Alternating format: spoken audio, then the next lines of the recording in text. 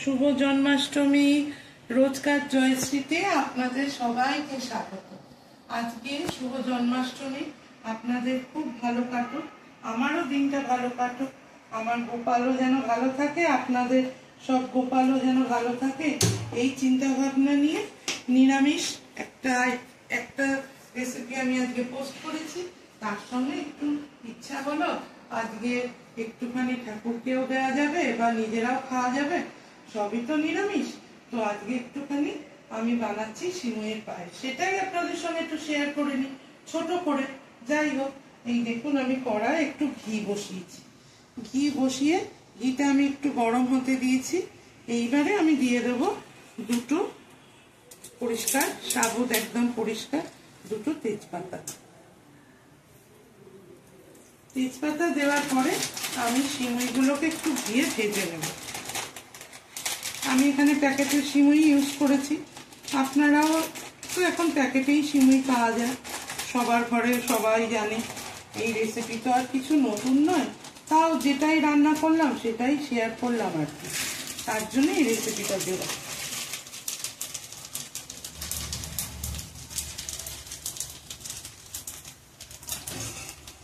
তারপর একটু নাড়িয়ে চাড়িয়ে আমি ঠিকঠাক করব,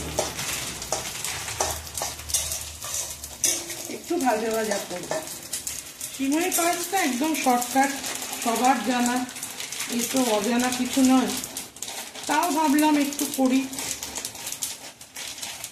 আমার ছেলে দুধের জিনিস, যে কোনো দুধের জিনিস খুব খেতে ভালোবাসে। মা আজকে তাহলে একটু সিমুই করো, তো চলো 2 প্যাকেট সিমুই দিলাম। 1 প্যাকেট সিমুই দেখলাম খুবই কম, তাই আর একটুখানি আমি দিয়ে দিলাম। আর দুধ তো আমার জাল দেওয়াই আছে। সিমুইটাকে জাস্ট অল্প একটু দিয়ে আমি নাড়াচাড়া করব। আমি তো এইভাবেই সিমুইয়ের পায়েস করি, আপনারা কিভাবে করেন সেটাও আমাকে জানাতে পারেন। আমি তো এইভাবেই করি। মোটামুটি আমার কিন্তু সিমুই ভাজা হয়ে গেছে, এই জন্যই এই রান্নাটা এত চটজলদি হয়। এরপর আমি ওপর থেকে দুধটা দিয়ে দিলাম।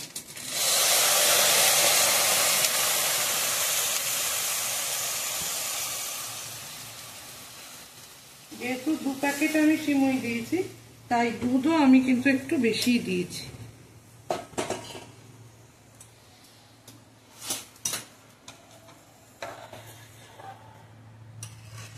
তাকে নাড়িয়ে চাড়িয়ে সুন্দর এবারে একটু ফুটতে দেবো। এখনো আর আমি কিচ্ছু দিইনি, শুধু ঘিয়ের মধ্যে দুটো তেজপাতা ফেলে সিমুইটাকে একটু নাড়িয়েছি, একটু জাস্ট নাড়িয়ে তারপরে আমার পাশে যে গরম দুধটা আমি ফুটতে দিয়েছিলাম সেটাকে রেডি করে আমি দিলাম। এইবারে আমি এই দুধের মধ্যে সুন্দর করে কয়েকটা ইলাইচি একদম মাঝখান দিয়ে কেটে কেটে দিয়ে দেবো। ইলাইচিগুলো আঙুল দিয়েও ছাড়া যায়, আমার এই কাঁচিটা হলো মানে আমার সব কাজে লাগে। কবেকার কাঁচি জানেন বন্ধুরা, শুনলে আপনার অবাক হয়ে যাবে। এর আয়ু প্রায় 10-12 বছরের বেশি, এখনো চলছে, মানে বুঝতেই পারছেন আমি কি ধরনের রাঁধুনি। যাই হোক, কয়েকটা ইলাইচি দিয়ে দিলাম। এরপর আমি সিমুইটাকে শুধু নাড়াবো, আর কিছুই করব না, সিমুইটাকে নাড়াবো। দেখুন কি সুন্দর আমার সিমুই ফুটে গেছে। এবারে আমি শুধু নাড়াবো, আর আমি ওই গরম দুধের মধ্যে একটু সামান্য আমুলিয়া দিয়ে রেখেছিলাম, আমুলিয়াটা আমি দিয়ে দেবো। এতে না একটু পায়েস টায়েসের টেস্ট বেশি ভালো হয়, আমি দেখেছি গো বন্ধুরা, তোমরাও দেখো। একটু আমুলিয়া দিলে, মিল্কমেড থাকলে তো অসাধারণ। মিল্কমেড আজকে আমার নেই, তাই জন্য আর গেলাম না ওইদিকে।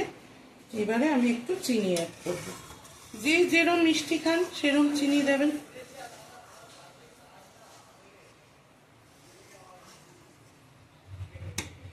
আমি সামান্য একটু আমুলিয়া দুধ গরম দুধে গুলে রেখেছিলাম, সেটা অ্যাড করলাম। এইবারে আমি একটু চিনি অ্যাড করব, যে যেরম মিষ্টি খান সে সেরম চিনি দেবেন।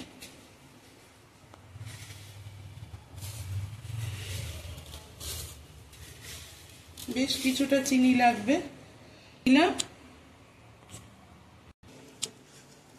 আমার সিমই একদম রেডি। আমি আমার যতটুকু মিষ্টির দরকার আমি দিয়েছি। এবারে শুধু একটু দেখে নেব, মিষ্টিটা দেখে গ্যাসটা বন্ধ করে দেব, সিমইটা রেখে দেব।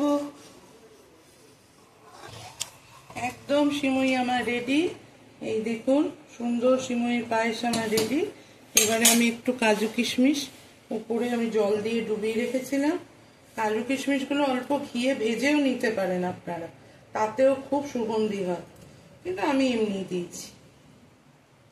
আজকে উপোসের দিন আর অত আর তোড়জোড় করিনি, বুঝলে তো। যাই হোক, আমার সিমই রেডি। আমি এবারে গ্যাসটাকে বন্ধ করে দিলাম। আমার সিমইয়ের পায়েস একদম রেডি।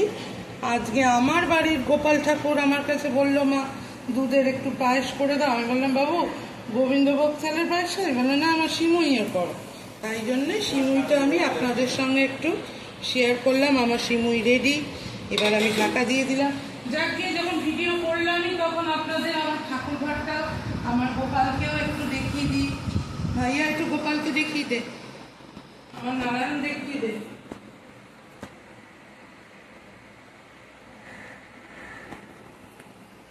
গোপালকে দেখা, নারায়ণ দেখা।